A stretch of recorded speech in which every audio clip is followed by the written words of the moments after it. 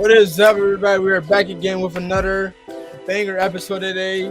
We're going to do a recap on the gold medal game, and I got some interesting news that I want to bring up during the show. But with all being said, this is the Basketball for Knowledge. I'm your co-host Aramis. I'm Ray Daniels.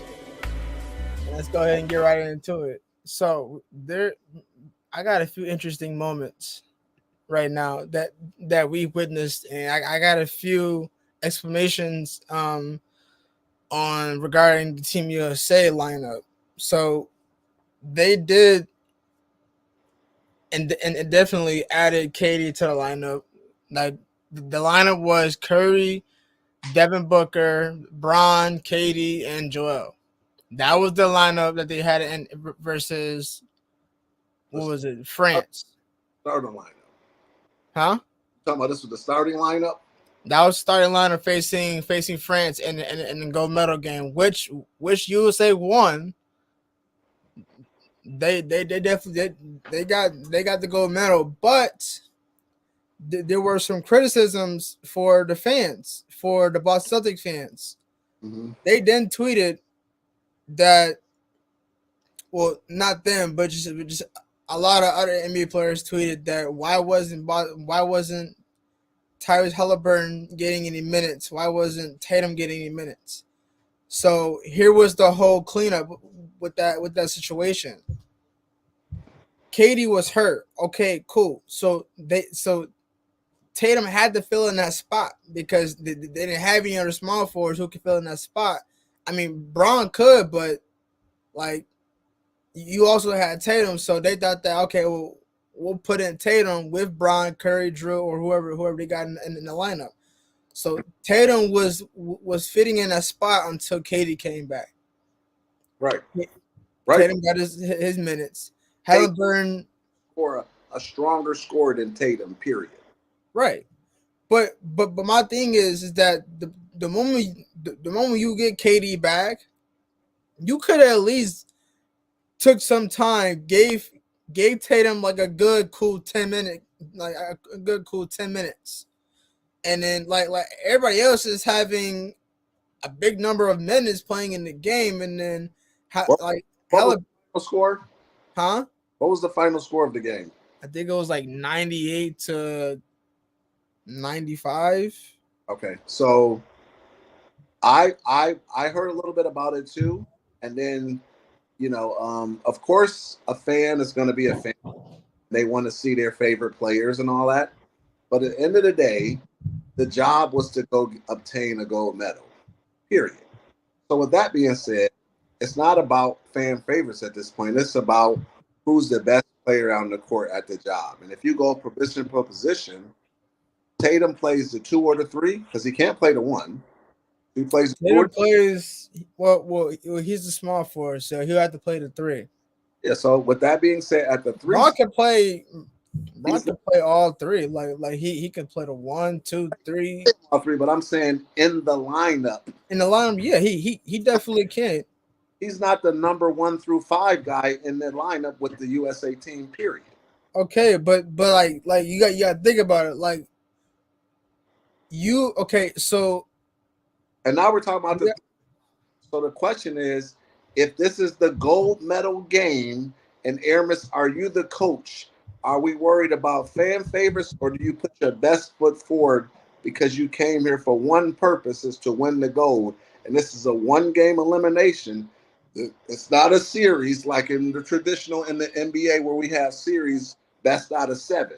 Because if it was best out of 7, we wouldn't have this argument. But this is a collegiate setting, just like the NCAA tournament.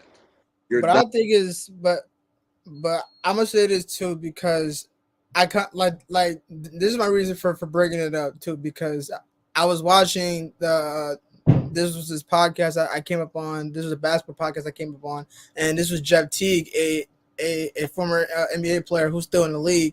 He brought up a point like they just ruined Team USA. Like the head coach didn't they were going off on Steve Kerr because he didn't play like Jason Tatum. But look, hold on, you got to realize this. Mm-hmm. You're going up against some teams who are NBA players. Remind you, Team USA was facing 61 NBA players in the USA and the Olympics, in Paris Olympics. They were facing 61 NBA players. You got to figure out what lineup works with what. So like with Serbia, you had Jokic who was tall. You got to have big defenders on the court in your starting lineup. So you having KD start against Serbia was a good idea because you know why?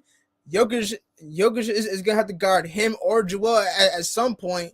On top of that, he's got to muscle his way with LeBron. I mean, LeBron is bigger than him, but still, it's like those three bigs can definitely hold on Jokic as best as they can. And then when you go up against France, because you got Wemby who is 7'4", and you got Gobert who is 6'11", 6'10", and the starting line that they had for that team was Curry, D-Book, Bron, KD, and Joel. Like that was a solid lineup right there. Like you got to figure out what works best for a team you're facing. Doesn't matter if it's the Olympics or not. Right. If you're playing it, this question, let me pose a question to you. Mm-hmm. So, do you feel if you were to replace KD for Tatum, no, would you have got more productivity out of that position?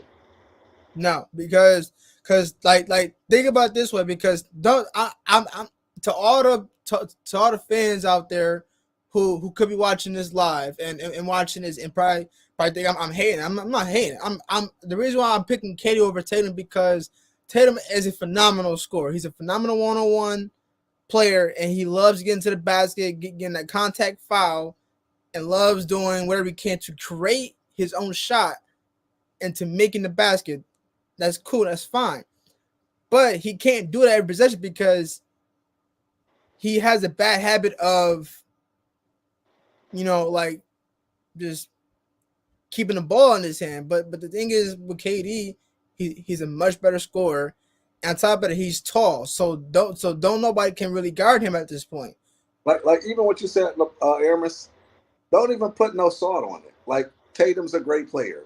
Right. Regardless of what he hold the ball, whatever, anybody can pick a flaw in anybody. But we're talking about the best 12 players to represent the USA. None of them, in that regard, you put salt on them. The real bottom line is it comes to matchups, and then it comes just as the overall best foot forward. And the bottom line is, no disrespect to Boston fans, it's just KD is a better 3 in a one-game elimination game than Tatum. Exactly. And on top of it, you got to start Curry as well, too, because he is that other player, too. Huh? Without Curry, they lose the game. Right. Well, exactly. Without a doubt, if you're not starting Curry, you would, without doubt, had a rough start and definitely would have lost because on top of that, maybe is it to the fourth quarter. And if Chef Curry didn't put a chef order in, we lose. Exactly. And LeBron and every damn body else. So literally, let's cut the bullshit, fans. We were here to win a gold, and that exactly. So I don't want to hear. So I don't know why people were feeling stressed on why we didn't play Tatum. Okay, yeah, we played him towards the last minute, but yeah, you got to think about it. We're here. Okay, it was cool in the beginning before we came to Paris. Tatum had his little cool minutes. It was cool. That was because we were trying to play fun. That was fun time. But once you go into Paris, it's game time. You got to figure out a lineup that, like I said, fits best. And Tatum has to sit on the bench. KD came back. Keep him. You could have played with that scenario. Do you play Tatum? Do you play KD? In every game except for 2. And that was against Serbia and France. Right. You can't play no games because that's playing in the final eliminations to place for a medal, let alone to win a medal. And at that time, Curry did what he was supposed to do. No disrespect.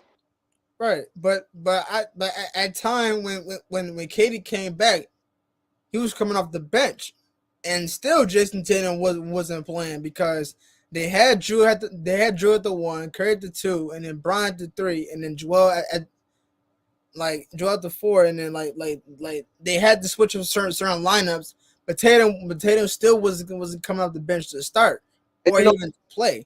Aramis, I saw something that somebody else was saying on one of the podcasts. Is similar to what you were saying about Tatum. Okay. And looking down the lineup, he was saying arguably Tatum is not the best 5 out of the 12. He's not the best 5. Out of what? Out of the starting lineup, he wasn't in better than any one of them. Then you go to position 6, and I think coming off the bench was an Ant-Man number 6. Ant-Man was 6. And so then you put Ant-Man in, and then the difference between Ant-Man and Tatum, you could arguably say whoever. So, Ant-Man might have got You can't really say. Well, what the podcast guy was saying, Ant-Man got the nod because of the defense side of it and the hustle. And then they were going to Drew Holiday, I think, a 7. Tatum has defense, though. That's the thing that people don't understand. Tatum has defense. He didn't say that he didn't. He just said he would give the nod overall for the 6-man rotation. Well, I mean, yeah. For Tatum wasn't being off the bench. The argument was being that he started. And then the guy was just saying he was making the case just to say that you can arguably rotate Tatum between 6, 7, and 8. He could go either way, basically. Yeah, but they didn't do that though. Down to the matchups in the game at the time, do you plug in Ant first or do you plug in Tatum first, coming in the 6th spot, 7th spot, 8th spot? But he said once you got to the 8th spot, pretty much Tatum should have been in at that point going forward. Who was the 8th spot at for? It was like Andrew, and then who was the other? I don't know. It was between. I know he mentioned Ant. He mentioned Drew Holiday, and he said Drew Holiday just got it. The 7th man strictly off of at the game. If you're going out at the 7th man, you don't really be scoring. He said basically when you get from 7, 8, and 9, it's really all about defense matchups. I definitely would have put Tatum in the 8th spot. To be honest, I definitely agree with him about putting Tatum in the 8th spot. He said the only reason why 6 and 7 would have beat out Tatum was because basically when you go to, he said 6-man can give you a burst of energy on offense and or defense depending on the game. But he said 7th and 8th spot really are places where you come for to change the game in a defensive strategy, and that's where Tatum would have fell to the 8th spot. Right, but of course, Steve Kerr didn't really notice that, and I think just based off of what the guy said, it's like, okay, so if you got Drew at the 7 and Tatum can fit in either 8, the 7 or the 8 plays, but it's really up to if Steve Kerr is ever gonna let that happen. Well, it ain't really about Steve Kerr letting it happen. It's what the game dictates. And that's true. But I'm saying is, if you look at that game, Aramis, what you just said, 98-95, that means that the whole freaking game was a defensive game because nobody even scored over 100 points. The team, you're talking about the best in the world at the Olympic finals in the gold game. No one averaged 25 points a game. 25 points a quarter. Nobody did. Everybody was averaging 12 or 14 points a game. Well, no, I'm talking about as a team. As a team? Oh, yeah. No, they wasn't. Nobody as a team, either side of the ball, averaged 25 points a quarter. So that means that it favors who? The defensive players. Exactly. So, well, it's because like they have so many defense on that team. You shouldn't rely on.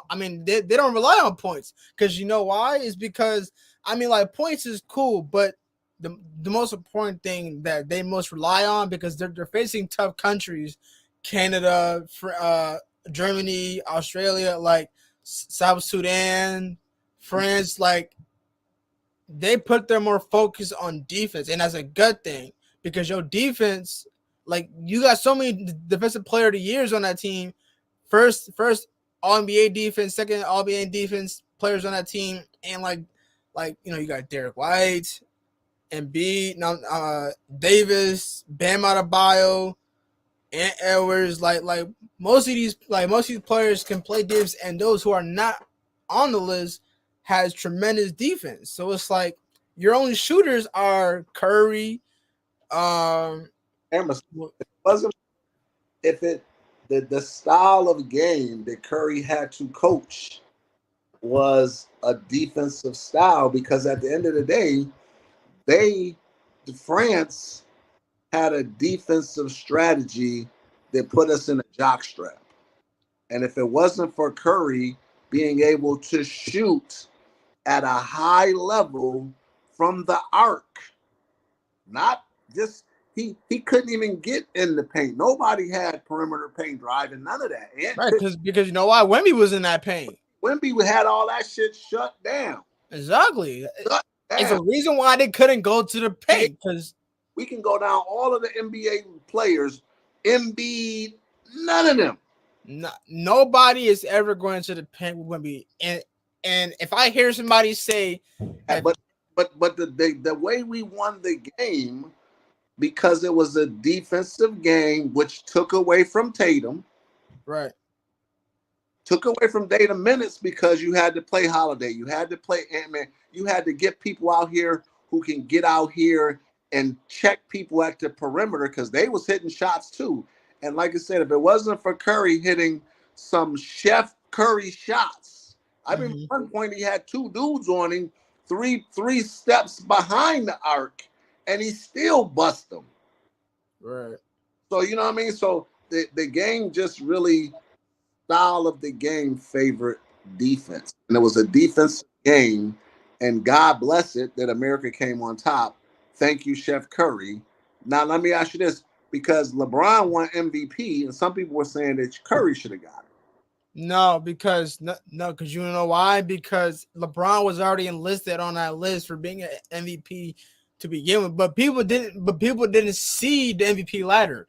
Nobody even saw it until it came out, and then still they were saying, "Yo, Curry MVP," because this man put on a show for the last 2 games. Yeah, for the last 2 games, but LeBron been doing this for the past 10 games that we had. 10 games that we had, LeBron has had a triple-double every single game. The NBA, you're right, Amos, and a credit to you. Thank you and you're a young basketball a novelist. Thank you, because the MVP award isn't for the game; it's for the whole Olympics from beginning to end. Exactly. And now in the NBA, if you go to the NBA, it goes by the MVP of the final series out of 7 games. But in Olympic, the MVP is based on who puts the body of work from the first game to the last game. And LeBron definitely, because if it wasn't for LeBron, we lose to Sudan. Yeah, we definitely would have lost to South Sudan. We definitely would have lost to Serbia. All of this Chef Curry gets his flowers, but LeBron was the main one why we got this far. Really, if you think about it, why shouldn't he be MVP? I mean, okay, Jokic got look, Jokic. I'm gonna give his flowers too, because he was up there on the board, but the other people voted Bron 4 times in a row, so he was getting MVP 100%. So it's like you can't say, why Curry didn't get it? Nah. The man only had 2 good games. You have to remember that we are fans. Right. And fans some of us base it on numbers, and the majority of us base it on emotions. It's definitely the emotion, though. Emotionally, Steph curried us through the last 2 games, emotionally and with numbers. But if you go back and take the emotions out and look at the stats from the beginning to the Then end, it's Braun. which is the way that that you're judged on in the Olympics from the first game to the last game and winning the gold, who is in line for MVP. And that's when LeBron wins out. Not on emotions, by on statistics. Right. Curry didn't even get involved for real heavy until the last 4 or 5 games. And then Well, yeah, because off like 2 games. right, because Curry, I mean, like, don't get me wrong, like, all due respect for Curry, he had a rough he's been having a rough time trying to find his rhythm and his moment when he's playing the game of basketball. Like certain NBA players have their own different roles on how they play the game. So it's like LeBron, like he has to, like, in order for him to get started, he starts off by getting his assist first because he's a pass first guy. So his team gonna get the buckets first, and then once he's feeling himself, he like, you know what? All right, I got about 5 assists. Let me start taking the ball in more and try to create and try to make the team look confused. Like, okay, so you caught on to my assist, so let me try to switch it up. With Curry, he runs a lot of pick and rolls. Right. Yeah, And he play off ball. It's called right, off. he plays off ball. So LeBron, Katie knows, like, yo, Curry is itching to move.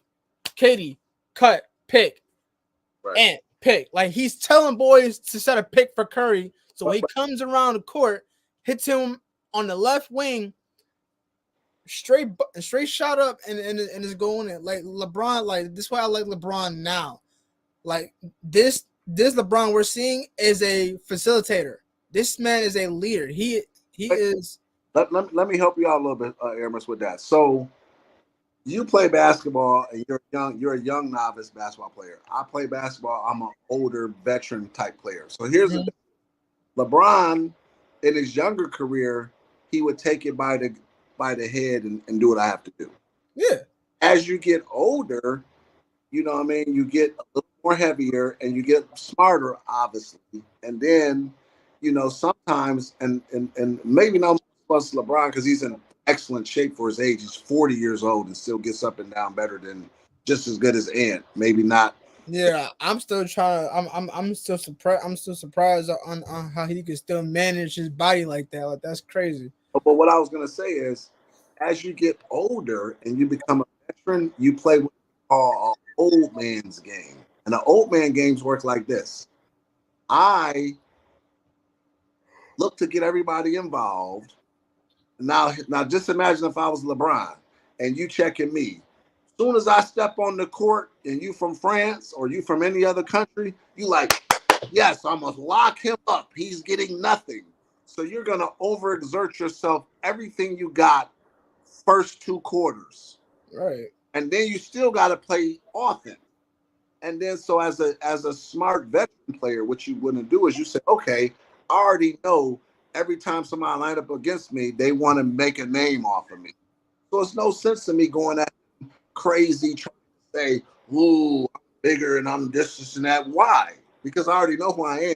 So now I have to outsmart you. So now what I'll do is I'll take you to the basket and you playing all this phenomenal defense and you all this shit off. This shit off. This shit off. Then what happens is you at some point have to start playing me honest. Instead of overplaying me, you got to start playing me because am I going to shoot? Most likely I've been passing. So now you back up off of me, just touch. And then now as a veteran, I'll say, okay, now I got him. Ain't no weak side, no, ain't this and that. Now, and he been running around for the last 5 minutes. Ain't nobody sub him out. Now I'm going to take him to the basket, get a couple shots in. And then as soon as he says, okay, I'm going to clamp up, now I'm going to start passing. That's an old man's game. You feel what I'm saying? It's called use your mind, try to outwit the other person. And then at the end of the day, I'm in just as much shape as you. But at the end of the day, you may have overexerted yourself because you don't know, am I going to pass or I'm going to score? But every play no matter what, you don't know what I'm going to do, and you're going to overexert yourself. So that's the difference with the old man game. And now we like that because it helps LeBron to show that, hey, when I get the ball, keep moving. Don't feel like that when I get the ball, clear it out. Clear it out. You understand what I'm saying? You can't get the ball. Either you pass it right away, because if he go downhill, he not giving up the rock. He this. You feel what I'm saying? And then that's an old man game. So LeBron has mastered the old man game, which is about longevity. Yes, I'm 40. Can I run up and down the court and we score 150 points and I'm gonna be able to last the whole game? Absolutely not.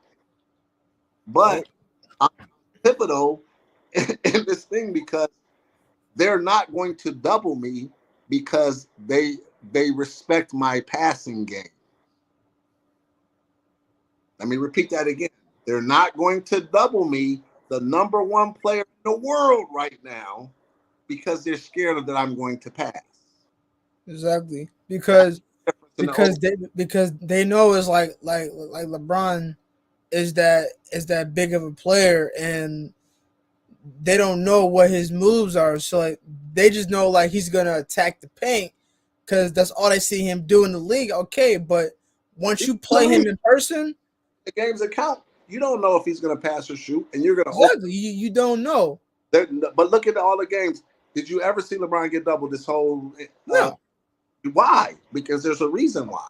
Right. Because he literally picks and chooses how he scores the ball and how he gives the ball up.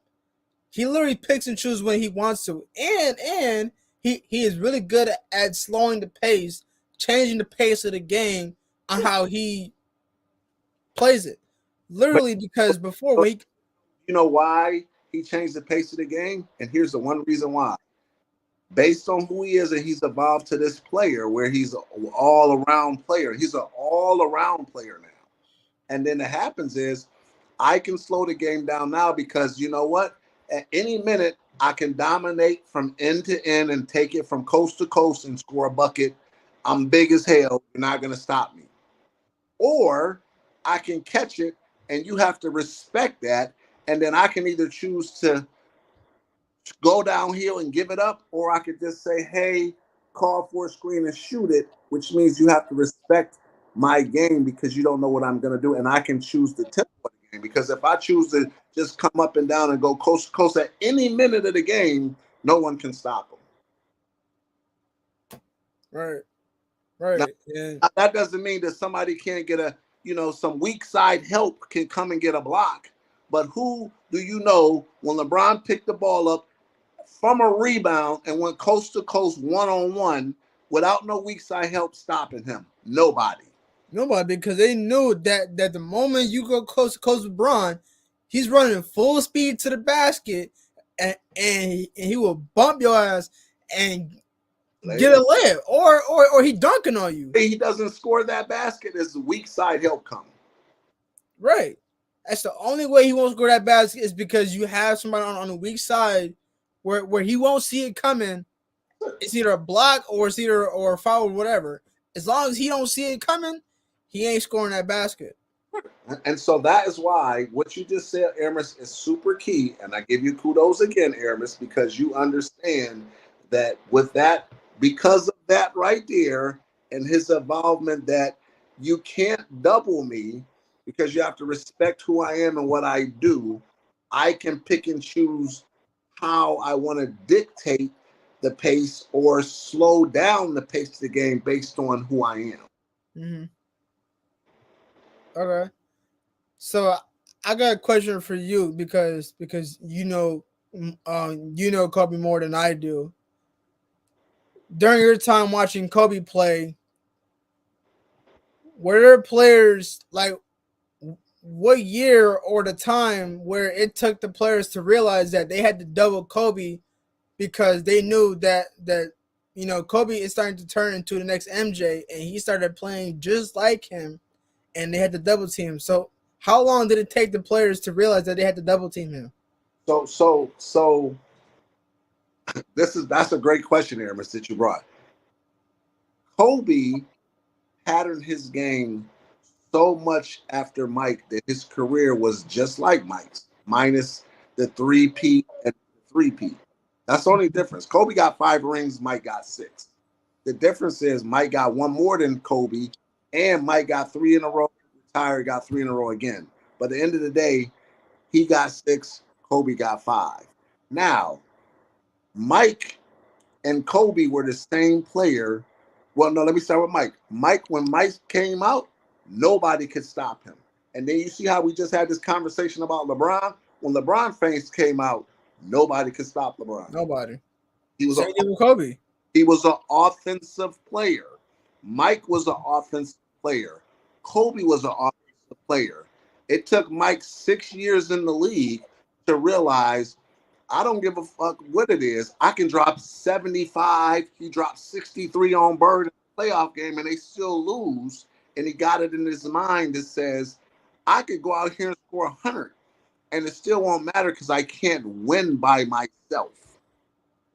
That's the difference. And then when year 7 came, Scottie Pippen, Rodman, and here we go, he said, okay, I can't continue to take a beating from the Knicks, a beating from the Bulls, beating from the Pistons and all of that. I need to get other people involved. Kobe the same way. Kobe got in, was like this and that. He wanted to show that he was this. When Kobe changed his number from 8 to 24, he was like, okay, I still am going to be stronger a scorer, but I still have to be able to, at key points, be able to facilitate the ball. And where he started to do, where he emulated Jordan was with Shaq. Right. He had to learn to share the ball with Shaq and his players, because then that was the difference with say, hey, you can be a strong-headed guy to get me to the championship, but it won't win it for you.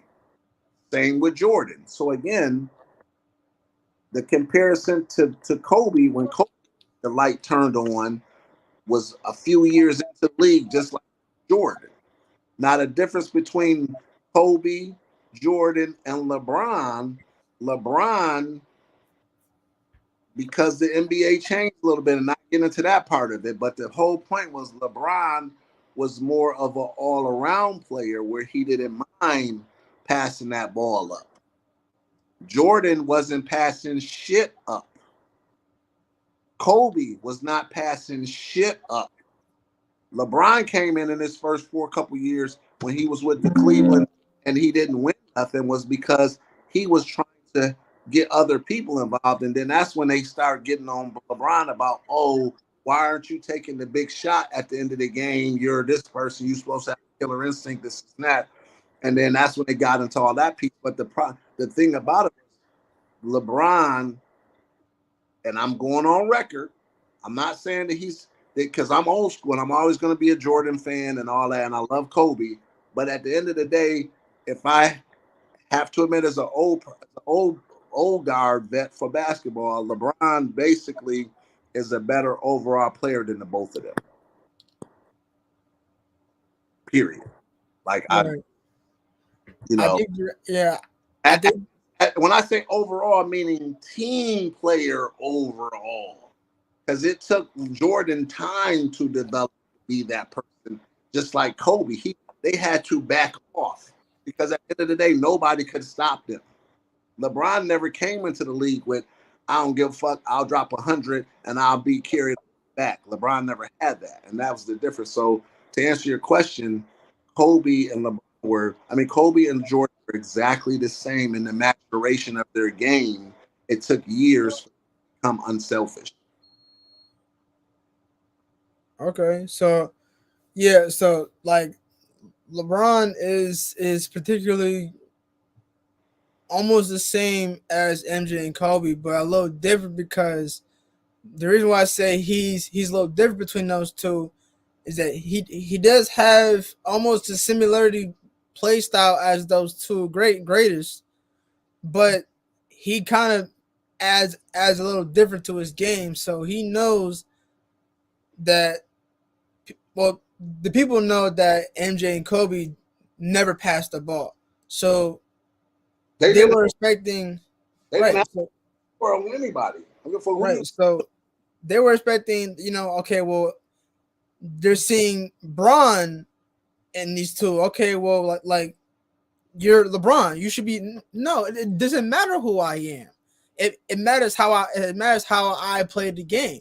So Correct. if you so Correct. You're right. No, go ahead, finish. I wasn't cutting you off. I'm disagreeing with you. You're right. Keep going.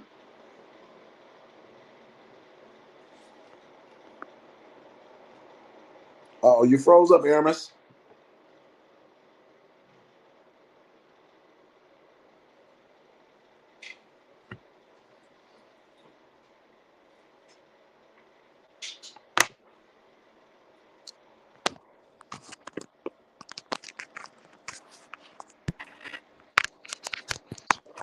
yeah, can you hear me? I hear you now. Yep. Yeah, I don't know what happened. You froze So up when you froze up, but you were saying that LeBron's maturation of the game, the difference where he was different than Kobe and LeBron because of the style of play he chose to play instead of being, all about me right, or so killer instinct where I don't need to do it because I could kill anybody in front of me. And LeBron didn't. You were saying LeBron didn't choose to play that style of game. right, because LeBron knew that he wanted to be different. He wanted to keep this. He wanted to keep the game how it was, but he wanted to change it up a little bit because he wanted to inform players that there are other ways you can play the game, Mm-hmm. but just don't be selfish and try to make ridiculous shots Right, right, that will piss off the coach and make the fans be like, "Yo, God, what are you doing?" Like, no fans want to do it. Like, fans would be like, "Okay, right. that You know, that that." who Amos, who LeBron remind me of in a What? way, and then he changed. He decided not to be that way because LeBron is what 6'10", 6. How tall is LeBron? 6'9", 6'10". I think he's somewhat. I can look it up right now. Hold on, let me Got to put be it. 6'9" or 6'10". He's got to be 6'9", I believe. He's got to be. Hold on, let me look up LeBron's. Dang, the internet is out, so I can't even do it. Let's just Um, honest. Let's just say LeBron 6'9". Let's just say 6'9". yeah, 6'9". Let's say 6'9". So LeBron plays the one in the Olympics. The one. So now I'm gonna ask you, young basketball knowledge person, who was the prolific player that played the one at that height or bigger? Come on, fans, help us out. Prolific in the conversation as LeBron, Kobe, and Jordan, but he was six. He was LeBron height or bigger. Prolific. Who would that player be? With LeBron's Okay, body structure,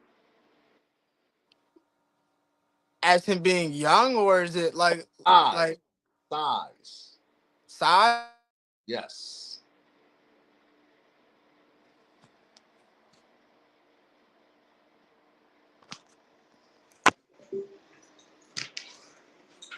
Puppy froze again, Aramis. Let's go. My man, appreciate you. Thank you again. I was working on this. No, that's okay. I just didn't want to talk. I was trying to give you a chance. All right. Thank you again. All right.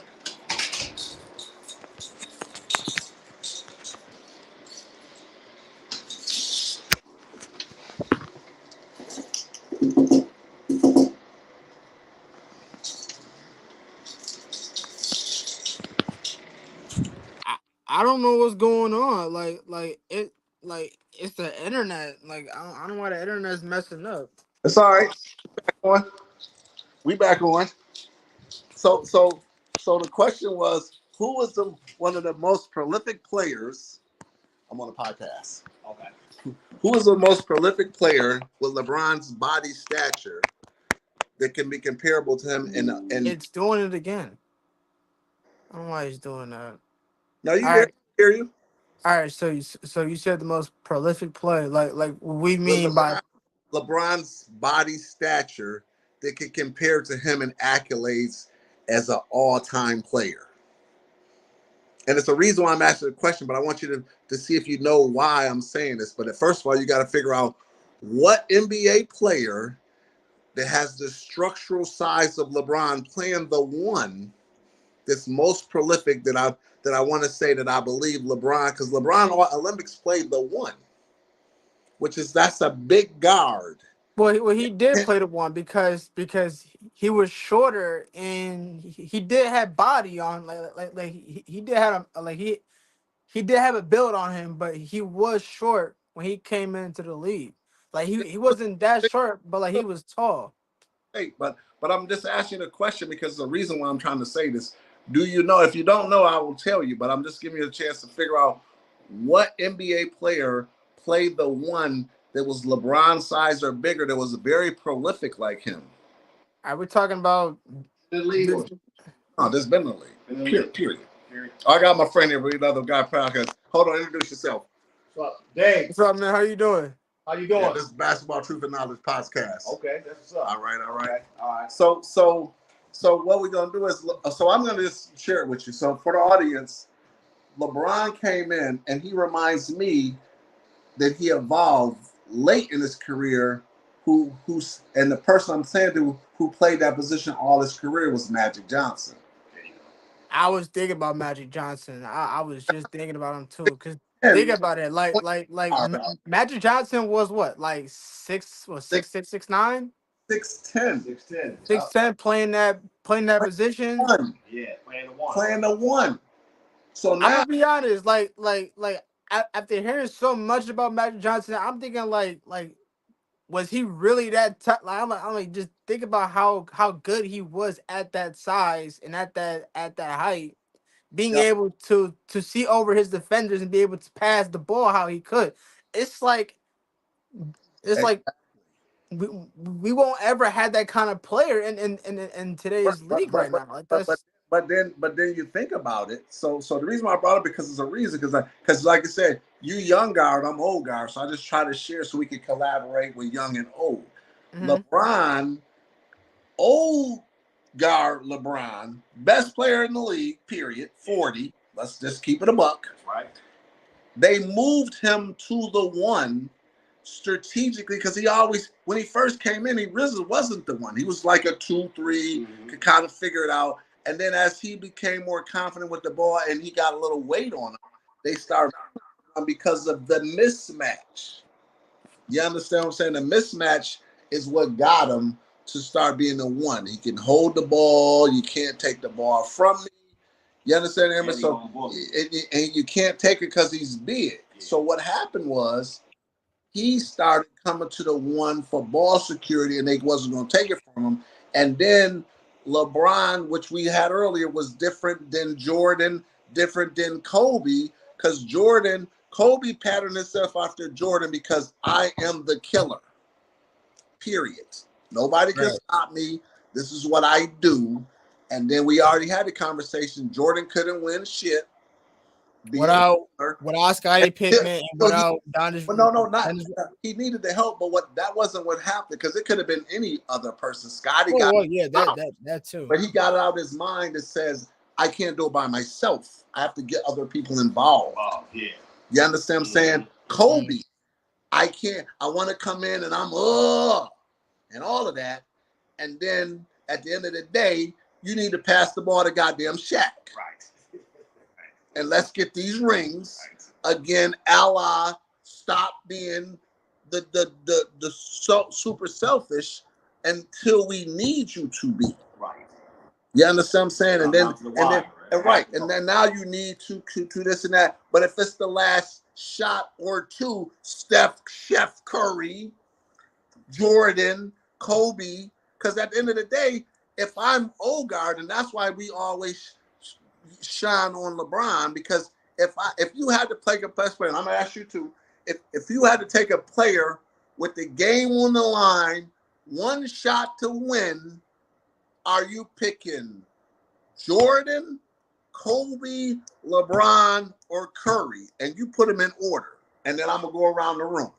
And I'll start first. I would go right. I'm going to start first. Just those three. But I'm talking about people with rings. Money with money. Money on the table. Money, this is what we do. One shot, though? No, one shot. No, you got the ball to close the game out. Whether it's a 3-2, whatever the fuck you need to win the game. Order goes. That's a tough one, though. I'm gonna be honest. Wait. I'm gonna give my four. Okay. And the four are Jordan, Kobe, LeBron, Curry. My order in maturation would be Jordan first, Kobe second. Then I would go Curry third, LeBron fourth. That's mine. What would be yours, Amos? And then if you think it could be any other way, and the only reason I put them four is because those are prolific scorers who all have more than 1 or 2 rings. True. I'm going to have to go with Curry at the 1. Curry, you would pick Curry. Okay, go ahead. Let's go ahead. Say I'm gonna pick Curry because I'm a big fan of Curry, and I've been watching his moments and hitting up clutch shots off the 1 second buzzer beater. I'm gonna have to put Kobe as second because I did get a glimpse of Kobe before he retires, so he does have some moments. Okay. I'm gonna have to go with LeBron at 3 and put MJ at 1. I'm sorry, MJ at 4. Just because I don't know MJ and I've never seen him before or how he scored, so that's why I'm gonna put MJ at 4. And you young guard, so even young guard, you still now let me ask you this, and then I'm gonna pass it. So okay. Those 4 players, who's the best player for you? For me, I'm gonna have to go one out of all 4. Curry. Who's your number 1 player? Regardless of the order you just said for the winning shot of the game, who's your best player that you're going to go overall out of those 4? 100% Steph Curry. 100%. Man, Aaron, that's beautiful. And that's young guy. Right. All right, we're going to pass this big. What you got? I got Jordan number 1. All day long. He always closed games out number 1. Jordan. Okay. Then I will go with Steph Curry. Nice. Nice. I like that. Jordan first, I would go with Steph Curry. Then I would go with LeBron. Then I would go with who was it? Kobe. Ooh, I like that right there. Kobe, Curry, and then Jordan. Game on the line. You got the ball. I'm going to go with Jordan first, Kobe second, Steph Curry, and LeBron. And then who's your number 1 overall out of those 4? Jordan. There you have it, folks. And Jordan closed every. Jordan, he closed every. He took control of every game. Period. When they gave him the ball, he took control over every game. Right. Every game they gave that ball to Jordan, he scored and made sure they won. When they got the rings, it was behind Jordan. He needed help, but they all need help. It's 5 on the help. But Jordan when it was time to take the game on the line, to go on the line.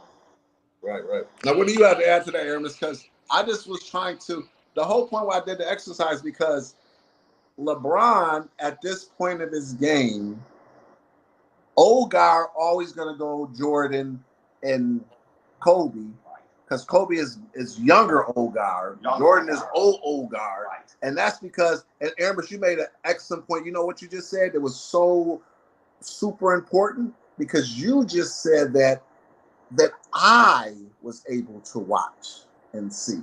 Right. And that's the difference. So when you have all this talk, who's the best player, and you got me been watching basketball for 40-something years. Mm-hmm. You only 20. How old are you, Amos? 21 now because my birthday just passed.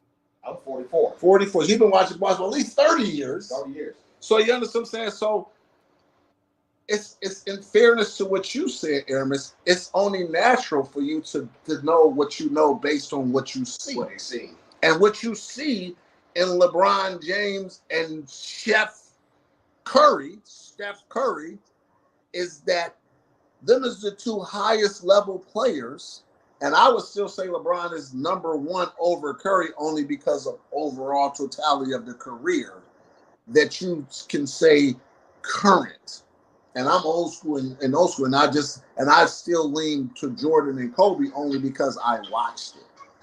And you watched Curry and Jordan. I mean Curry and LeBron. So that's very good because at the end of the day, those are the two highest players. The two highest players at this time. Right. Definitely give you that kudos. You know what I mean? So, but LeBron to me right now, in the last, since he was when he started Evolve, and I'm gonna get your opinion, he wasn't that player at Miami because he had D Wade. Right. D Wade ran the one. Period. Period. Let's not play no games. Right. And D Wade won a chip without LeBron. Come on, Shaq. Let's get on my back and let's go get me another one. Right. Big fella. Right. And then LeBron and Bosh came. Yeah. And let's get on these other two. Yep. So let's understand. So LeBron was already the kind of player that was taught to be unselfish and be an all-around player. And then he got into to the point where now I'm my size, I'm best athlete, I'm the best conditioned athlete in the world at 40. You understand? And when he went to the Lakers, that changed him to Showtime running the one. Because who sat there and told him that this is what it is, big fella? No, I think Magic Johnson, because Magic Johnson was in the office. No, I think when he went back to Cleveland. Because he went. Cleveland, yes, Cleveland, Right. yes. When he went back to Cleveland. You're right. I'm a mistake. When he left Miami, right. he moved into that spot. Then he moved to that spot. Yeah. And when I tell you he moved into that spot, a la Magic Johnson. He ain't got all of this and the Showtime shit, but at the end of the day, nobody taking the ball from a 6'10" dude that can handle a rock with his size. And can pass. Because LeBron gonna drop it. Right. He gonna even Olympics. LeBron throwing behind the back passes through your legs. That's magic. That's all magic. And then when he went to Lakers, when he got the I'm gonna see if I can find a clip. Right. Magic said he had a clip where he got in there with him and LeBron, and Magic still playing pickup games with them. And then he's showing LeBron to say, "Hey, big fella, this and that." And at the end of the day, if all else fails, who's stopping you going to the basket? To this day, remember, what did we just say? Who stops LeBron coast to coast? And you give me any player in the league that can stop LeBron coast to coast. No one. Without weak side, not with weak side help. I'm talking about I got the rebound and you with me from the foul line to the other foul line. Who's stopping him? Embiid, I don't give a fuck. Who even the best player that I would say have a half a chance would be the new boy Wamby, and he too light in the butt. He got the wingspan to catch it. He got the wingspan. Yeah, but remember, Eric, what you said if LeBron gonna put what on you? Put a little bit of body.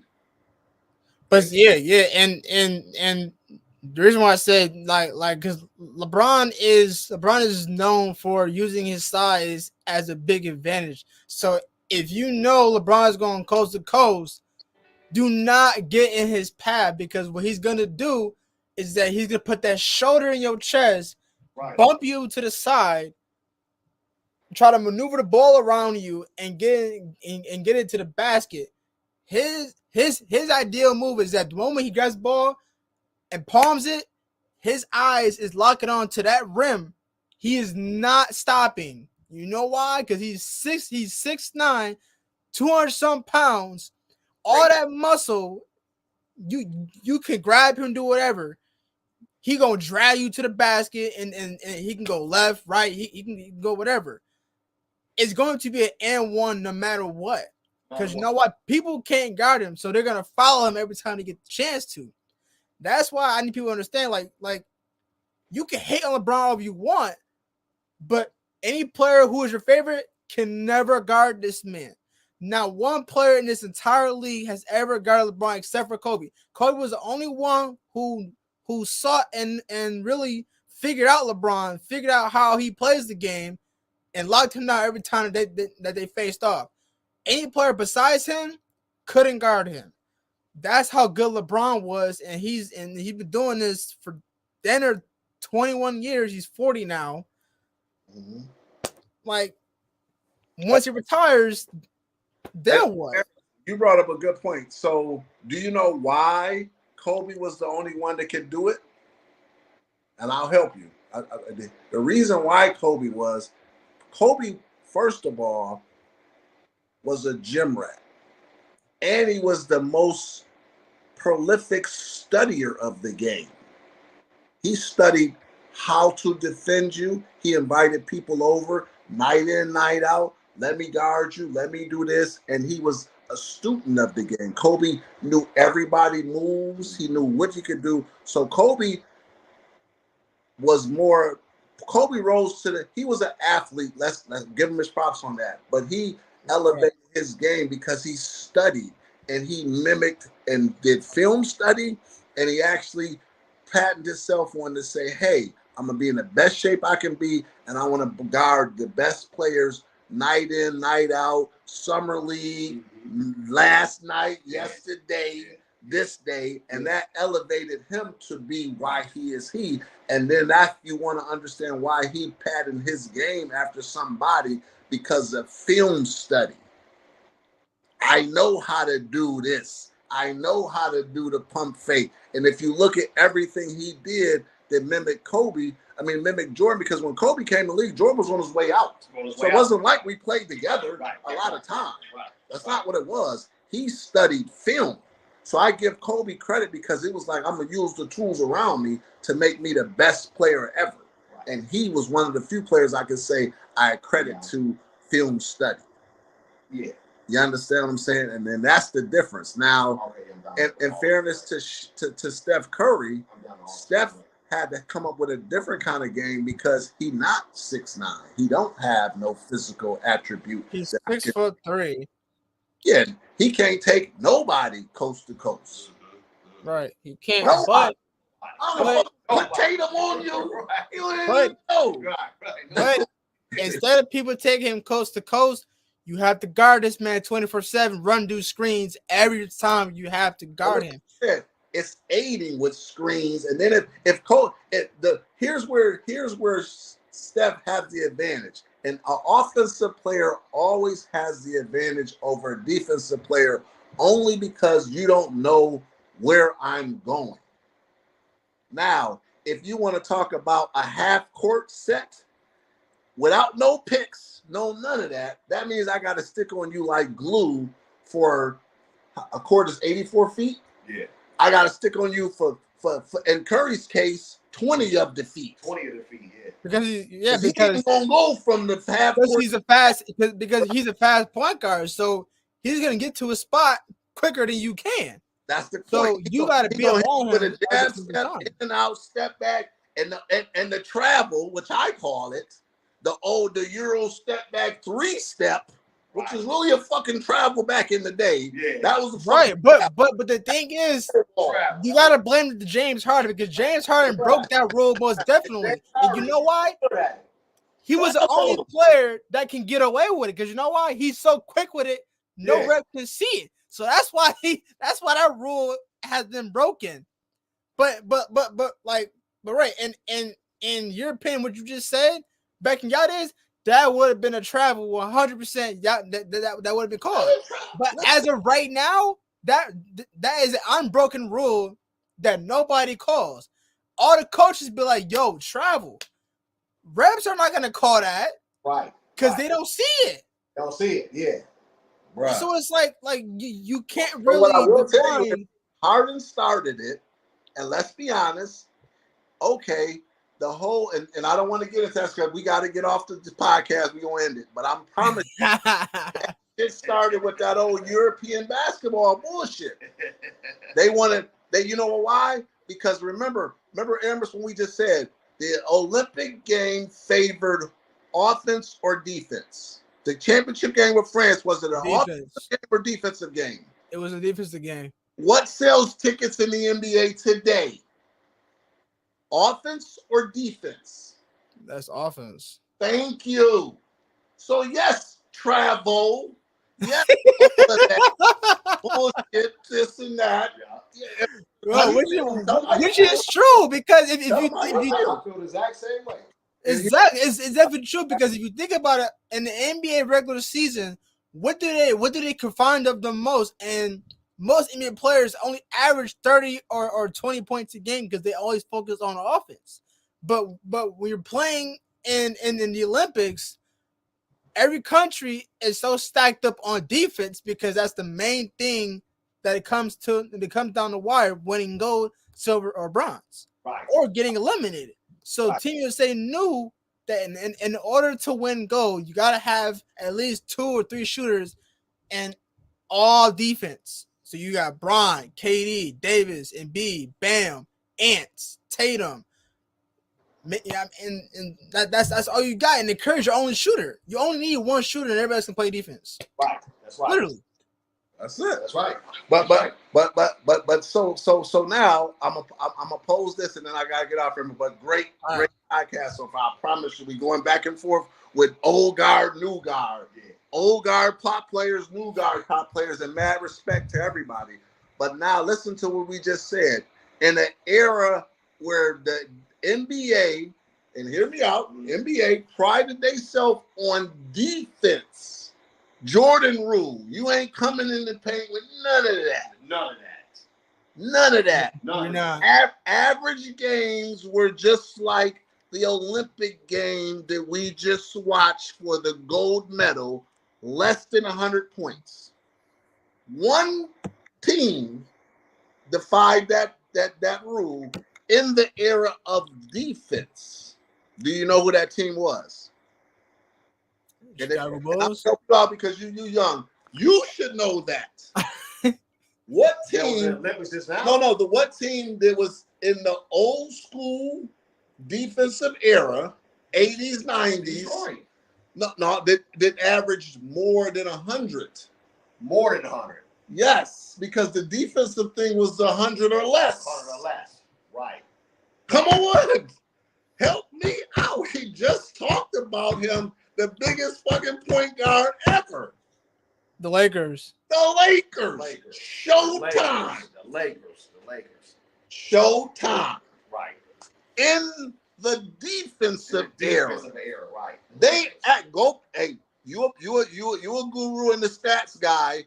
Go look up from the time Magic Johnson entered the league as a rookie, won the NBA championship as a rookie, played all 5 positions. Let's get it happen. Yeah. And they averaged 118 points a game for the season. Look it up. I was thinking Detroit, but Detroit didn't average that much. That's why they tokened the Lakers as Showtime. And I know you heard that, Aramis, you young school, but that Showtime was the reason because we was talking about in an era of defense. Right. They like what you just said, the whole Olympics, you needed one shooter, and we prided ourselves on defense. The Lakers ain't give a fuck about none of it. They had a shooter, Cooper in the corner. Come on, bro. They had boys that can light it up and shoot it. But the difference was because you had a big ass guard like LeBron, who can say he patented his style of play playing the one out from Magic, that it was always a mismatch from the one position to start with. Because if I needed to back your ass down, we clear it out. You can't. If you double me, I'm gonna get rid of it. Right. I'm any kind of way behind the back, round the head. Yeah. I could back any guard down because I'm 6'10". just like LeBron. If they move it out right now, no one can stop LeBron at the 1. I don't give a fuck who you are. Right. Yeah, no player can stop him at the 1. Way, and he was a more dangerous passer than LeBron. Yes, he was. So now, and he didn't really back you down unless he had to slow down. He got the ball on 1,000 and let's get it. So half the time they got a lot of their points because as the ball went off, Kareem 7-3, Wemby grabbing the ball and he letting it fly down court, or he kicking it to Magic and it's 2-3 passes and bucket. Ain't no setup. Right. Ain't no none of this. No setup, no none of this. Man, listen, I'm trying to tell you. So that's why I try to tell you that people don't understand how really good Magic was, and Magic won, and they discredit Magic out of the conversation sometime, and they won 5, went to 9, and you want to talk about LeBron this and that because he went to so many finals. Let's talk about Magic. Yeah. Magic went to about 9 finals himself and won 5 of them, and the 4 he lost was in the late of his career with AIDS, and they still lost to Jordan and them. Yeah, that's right. Because he was so big. What you got to say? We're going to wrap it up. You close out whatever you want. Man, listen, you hit everything in a nutshell. He hit everything in a nutshell. What he just said, everything in a nutshell. To watch Magic Johnson play was, man, the moves he had, the passes he had, unstoppable, man. It was just nice just to see it. He wouldn't understand it because you want to understand. It was just nice just to see it. Man. The man was the truth above the truth, all the way around the board. Yeah. Aramis, if you want to close out what you said, I'm gonna close out and say this here about Magic and LeBron. LeBron, at the best shape in the world at 40, he's gonna play another 2 years because he want to play with his son, and we won't get into none of that and all of that. That's gonna happen. But if LeBron, with the shape he is, and he continue to stay at the 1, which means it's less tear on his body, the man could probably play about 3-4 more years. You definitely can. I ain't gonna even lie because I give him 5 years. I give him 5 more years. Staying at the 1 though. Staying at the 1. Staying at the 1. Staying at the 1. Right. Would have to patent himself after Magic because he facilitate and use his size. Right. All right. Well, thank you guys for coming on for watching live. Thank you. We got a little special guest on the show. We out. All right, Aramis. Hey, Basketball Troubadours. Yo, listen, we gonna put this one, fans. Thank y'all for coming out. Yeah. Thank you so much. Subscribe, hit the like button. We're gonna be back in here. We're gonna do it again on Saturday. And next time I'll invite my guy again, and we can get all live, and we'll get all 4 of us. Yes, sir. Bring him on. All right, Aramis, we out. Salute. All right. Salute. Peace out, y'all.